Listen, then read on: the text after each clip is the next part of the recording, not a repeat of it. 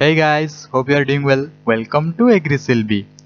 आज हम बहुत सारे फ्लोरिकल्चर के एमसीक्यू डिस्कस करेंगे. So be attentive, be an optimist. Let's start. Question is highly expensive method of artificial flower formation. देखिए, आजकल आपको बहुत सारे आर्टिफिशियल फ्लावर मिलेगा क्योंकि शादियां में ऐसे हो गया, कार में, बस में, बहुत सारे जगह पे आपको आर्टिफिशियल फ्लावर मिलेगा.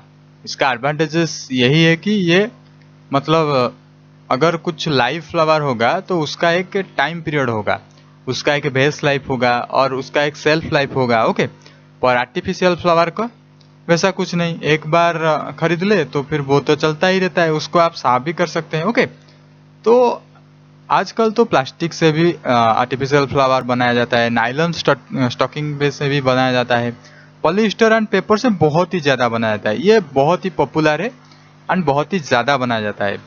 पर यहाँ पर देखिए दिया गया है एक्सपेंसिव मेथड. एक्सपेंसिव मतलब देखिए आंसर ग्लास ही होगा, क्योंकि ग्लास को बनाने के लिए बहुत सारे मतलब कॉस्टली चीज़ें चाहिए, जैसे कि सिलिकेट हो गया, एल्यूमिना हो गया. ये सारे के सारे चीज़ें चाहिए ग्लास को बनाने के लिए, और उसको एक मॉडलिंग डालना पड़ता है. ओके, ये सारे एक प्रोसेस होता है आर्टिफिशियल फ्लावरिंग में. ओके, तो अगर हाईली एक्सपेंसिव पूछा जाए तो फिर आपका आंसर होना चाहिए glass. Okay, very good question. This is remontancy is common in. पहले तो आपको जानना चाहिए रिमोटेंसी होता क्या है, उसके बाद आप चाहें तो आंसर कर सकते हैं. Okay, so you try to answer. The answer is in next slide.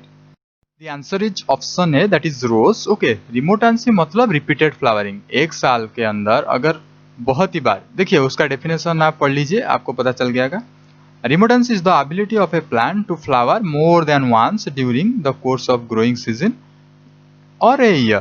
It is term applied more specially rose. Actually rose की क्षेत्र में ये बहुत ही ज़्यादा अप्लाई किया जाता है. Okay, and general it is called repeated flowering, remontant. Okay, तो आप याद रखेंगे रोज में आपको मिलेगा remontancy. Okay, self life is mostly used for. देखिए आप मैंने बहुत ही बार बेस्ट लाइफ के बारे में डिस्कस कर चुका हूँ. ओके, बहुत सारे एमसीक्यू में.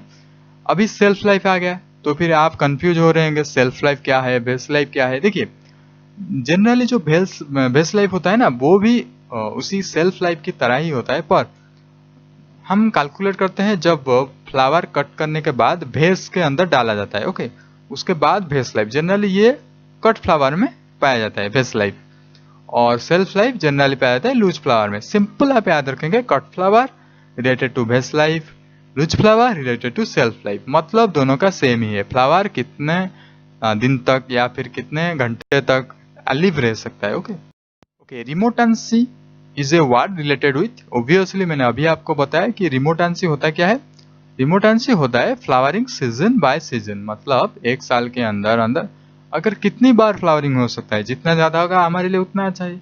जनरली ये जो रिमोटेंसी शब्द है ये रोज के लिए यूज किया जाता है. अभी हमने देखा समर फ्लावरिंग की बात करते हैं. Okay, summer flowering, obviously summer flowering तो रिमोटेंसी नहीं हो सकता है, क्योंकि एक ही बार फ्लावरिंग होगा समर पीरियड में, तो इसका मतलब आंसर होगा नॉन रिमोटेंसी. सिंपल. अगर ज्यादा बार होता है seasonal flowering then remontancy. Okay, propagation technique of Nerium. देखिए नेरियम ओलियंडर, इसके बारे में हमने एमसीक्यू 1 में डिस्कस किए थे. देखिए 1 और आज 40 तक आ गए हम, सिर्फ same question. Okay, propagation technique of nerium तो हार्डवुड कटिंग से भी होता है, सेमी हार्डवुड कटिंग से भी होता है. आंसर तो बोथ ए एंड बी होगा, पर एक्चुअली नेरियम के बारे में हम थोड़ा और जानते हैं. नेरियम ओलियंडर डॉगवन फैमिली से बिलोंग करता है, जो कि एक्चुअली अपोसियानासी है. अपोसियानासी बहुत सारे एरोमेटिक प्लांट्स, मेडिसिनल प्लांट्स अपोसियानासी से बिलोंग करते हैं, जैसे कि राउल्फिया सर्पेंटिना, बहुत सारे से पेरिविंकिल, कैथारंथस रोजियस, ये सारे चीज ये आप देख सकते हैं. नेरियम ओलियंडर कितना बहुत ही ज्यादा खूबसूरत है. Okay, propagation technique of Malagai. देखिए मलागाई के बारे में पहले जानते हैं. आपको ये पता है, पर ये एक्चुअली एक सिनोनिम है किसका, जस्मिनम संभाग का. हमने बहुत सारे जस्मिनम का स्पेसीज पढ़ चुके हैं, सो इसलिए डोंट कंफ्यूज. और जस्मिनम का फैमिली है ओलियासी, और कुछ वेराइटी जो इम्पोर्टेंट है जस्मिन का वो है मोगरा, डबल मोगरा, इरुवैथची, रामंतपुरम, लोकल, अक्रा, आराधना. देखिए आराधना बहुत ही बार एग्जाम में पूछा जाता है. ओके, तो जस्मिनम और मलागाई जो कि जस्मिनम संभाग किससे प्रोपेगेट होता है. ऑब्वियसली हम जानते हैं जस्मिन रूटेड कटिंग से प्रोपेगेट होता है. Okay, this is a very easy question but technical question. देखिए, propagation technique of anthurium, anthurium के बारे में हमने बहुत ही बार डिस्कस कर चुके हैं, पर स्टिल मैं आपको बता देता हूँ, यहाँ पे ऑल ऑफ द एबव नहीं होगा। ये चीज आप एलिमिनेट कर सकते हैं, क्योंकि मैंने जानता हूँ एंथुरियम का हार्डवुड कटिंग होता है, नॉट सॉफ्टवुड कटिंग। इसका मतलब सॉफ्टवुड कटिंग नहीं होगा, इसका हार्डवुड होगा। ओके, एंथुरियम का, और उसके बारे में बहुत सारी चीज हमने डिस्कस कर चुके हैं। So you try to answer. Propagation बहुत ही इंपॉर्टेंट है, because in DDA SO it is clearly mentioned that propagation of anthurium.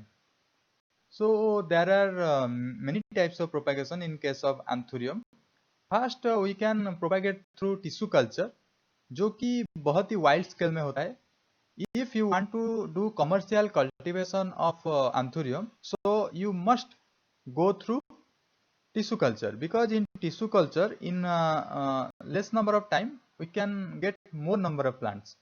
And seed germinates within 10 days, and then transplantation occurs, then bloom. After 2 to 3 years the flower comes. And suckers are lateral shoots which are coming from base region or from rhizomes. Okay, you can notice that it is written as BAP hormone in case of seed and sucker.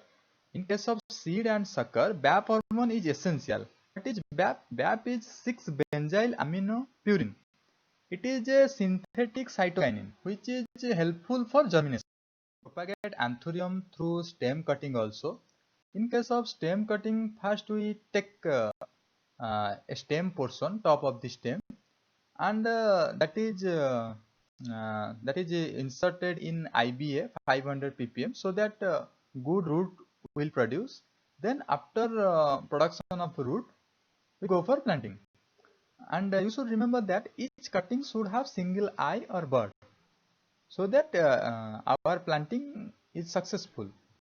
And in case of tissue culture, the explant should take, and the explant may be a leaf segment, may be a root segment, or a stem section, vegetative bud. इसका मतलब हम किसी भी part से tissue ले सकते हैं, tissue culture कर सकते हैं. और टिश्यू कल्चर कौन सा मीडियम में होता है? एमएस मीडियम में, मुरा Singh medium. And planting, tissue culture एक इन विट्रो प्रोपागेशन है ना, तो फिर उसको स्पेशल केयर चाहिए. टिश्यू कल्चर के लिए स्पेशल केयर चाहिए प्लांटिंग के लिए. सो जब टिश्यू कल्चर प्लांट्स 15 सेंटीमीटर का हाइट और 4 to 6 लीव्स हो जाएगा, उसे हम पॉलीपॉट में ट्रांसफर करेंगे.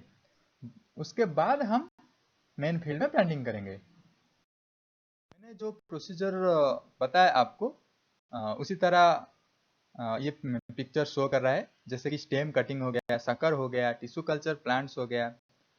और after tissue culture that plants is planted in pot culture. When it is get ready, then it will transfer to main field. Spike ready for harvest, and this one is ready for harvest. As like anthurium, carnation का भी propagation technique आप बताइए. देखिए, यहाँ पे भी मैं बता दूं, ऑल ऑफ द अबव नहीं होगा. और कार्नेशन का वीडियो भी अवेलेबल है, आप वो जाकर देख सकते हैं हमारे प्लेलिस्ट में. तो anthurium, carnation, rose, all things will be covered. Okay, all things already covered. So you should watch those videos, then you can answer those questions. So carnation का मैं आंसर बता देता हूँ. इसका आंसर होगा प्लांटलेट्स. प्लांटलेट्स के माध्यम से कार्नेशन फ्लावर का ग्रो होता है. कार्नेशन बहुत ही अच्छा ऑर्नामेंटल फ्लावर माना जाता है. पहले वाले क्वेश्चन में हमने देखा था जो आर्टिफिशियल फ्लावर होता है वो बहुत सारे चीज़ों से, नायलॉन से, प्लास्टिक से, ग्लास से, जो कि बहुत ही एक्सपेंसिव होता है. ओके, तो वो जो प्लास्टिक फ्लावर होता है ना, वो मेड बाय इंजेक्शन मॉडलिंग. देखिए, मॉडलिंग तो यूज होगा, क्योंकि एक मोल्ड नहीं होगा तो फिर उसी तरह कैसे बनाया जाएगा, तो फिर मोल्डिंग को होगा इंजेक्शन मॉडलिंग. आप जस्ट याद रखिए, इंजेक्शन मॉडलिंग प्लास्टिक फ्लावर को बनाने के लिए यूज होता है.